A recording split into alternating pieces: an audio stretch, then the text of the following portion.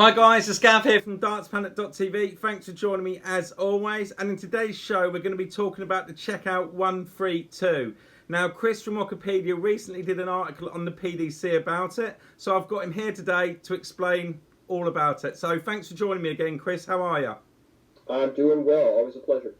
Fantastic. Thank you for coming on. So let's get and start talking about this 132, why it's one of the most interesting checkouts.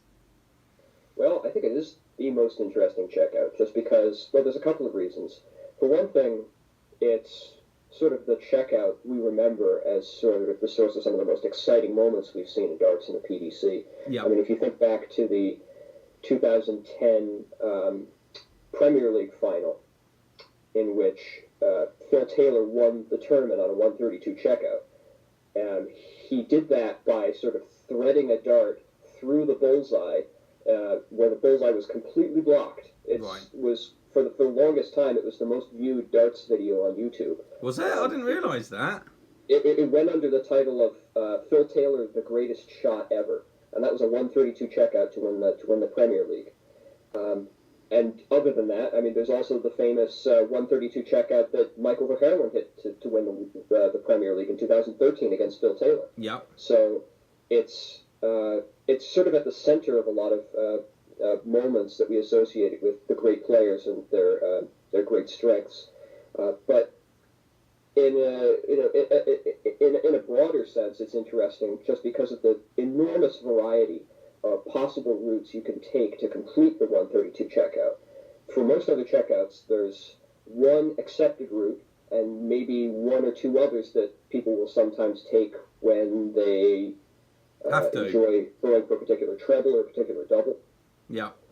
And when 132 sort of exists at the convergence of a lot of different possible routes. Okay. Because of any checkouts greater than 121 or greater, you can do two trebles and a double. Right. For any checkout of 140 or less, you can do a treble and two doubles. Right. For any checkout of for a checkout of 135, 132, 121 to 130, there's the possibility of throwing a dart which will allow you to get back in if you hit a single to throw for the bullseye for the checkout.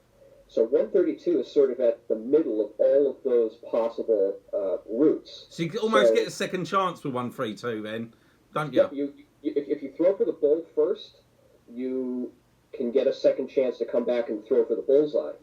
Now, of course, when you have that first dart in the 25, that can cause some problems if it's in an awkward position and you have to sort of move around a blocking dart. Yeah. But there's that route. You can go for the two doubles if you want to, say, try treble 20, double 18, double 18. Yeah. We would expect that checkout to have about as high probability of success as you would for the bullseye route. Okay. But the interesting thing is we almost never see players go that route. I think the appeal of the exhibition bull double 16 checkout is just too great for people. Yeah. And we saw this last year in the World Cup where Dave Chisnall was playing a match against Raymond van Bonneveld. He hits the bullseye with the first dart on 132, and Wayne Marble in commentary was saying he has to go 42, he has to go treble 14 to try to give him the best chance of checkout from there to leave tops. But he goes for the bull again, unable to resist the appeal of that sort of showbiz checkout. Well, that's the ultimate, isn't it? Bull, that way, isn't it? And then double 16. Yeah. I mean, as far as sort of fanfare checkouts go, there's the 132 bull double 16. The 125 bull 25 bull is quite rare because you're trying to fit three darts in there. Yeah. And we're still waiting to see on television a 150 checkout with three bulls. That would sort of be the ultimate, but it comes up so rarely that we wouldn't expect to see it. 132 is sort of the nice combination of it's a rare checkout and it's hard to do via the two bulls route, but it's going to show up every now and then. So every other tournament, you're likely to see one.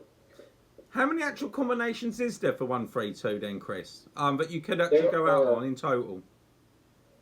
Well, there's a huge number, but there are eight possible routes which involve normal trebles and normal doubles and don't involve too much switching. Right. Okay. That's the factor that makes 132 pretty unique. Because you can go for the double double route. Yeah. You can go for treble 20, double 6. Yeah, that's the way I'd go, I think. Sure. If your opponent is not on a checkout, that's often a good way to go. But you could also do treble 18, double 12. That's a perfectly legitimate route as well. So there are so many different possible routes to choose from, and by my survey of the past couple of years of 132 checkouts, almost everyone throws for the bull first. Yeah, because you get that extra free dart, like you say, if you hit the 25 all bull, don't you?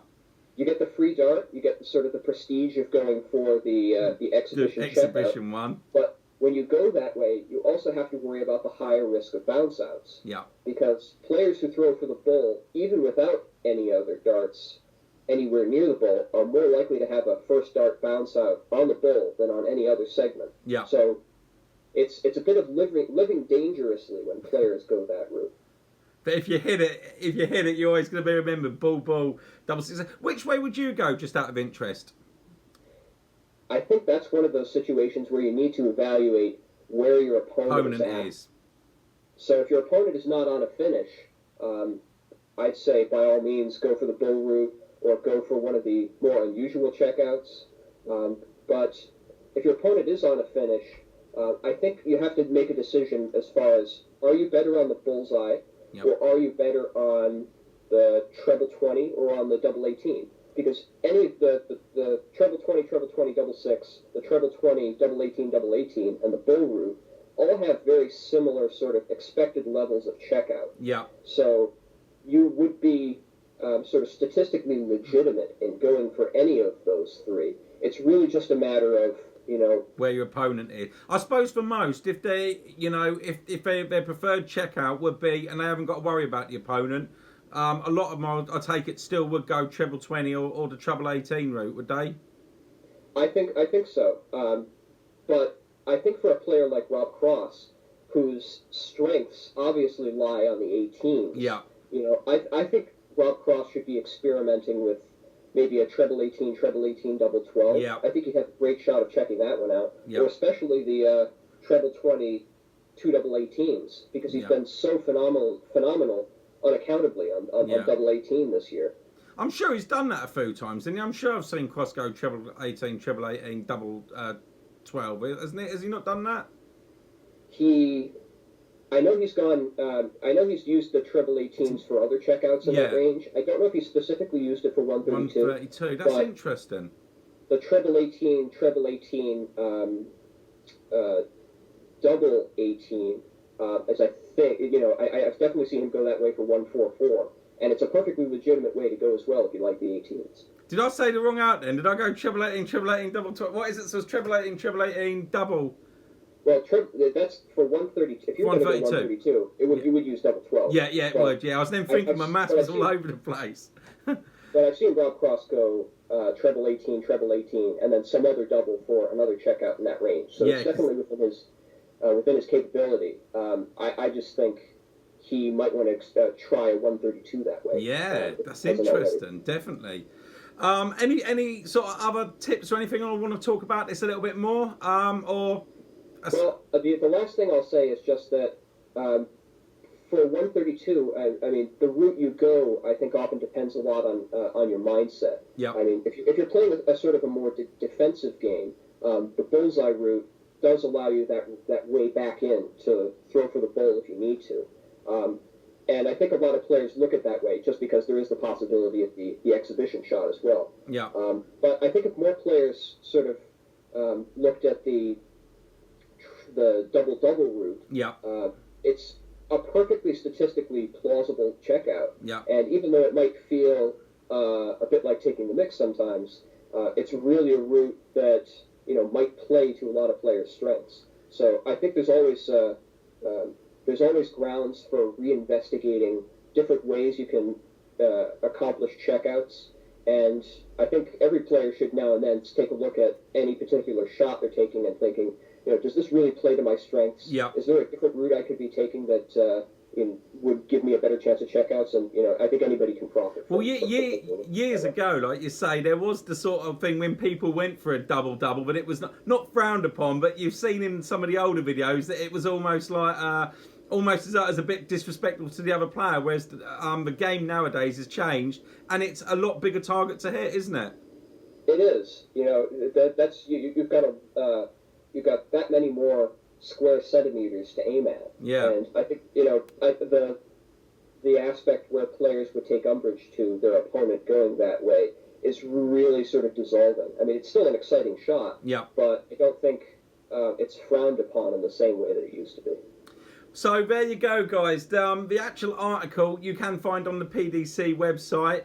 Check out all the different options of your 132. I think I'm probably going to have a mess about on the board, Chris, and just see if I can do the treble 18, double 12. I might be here for the next week, but I'm determined now to get it on camera and have a go at it.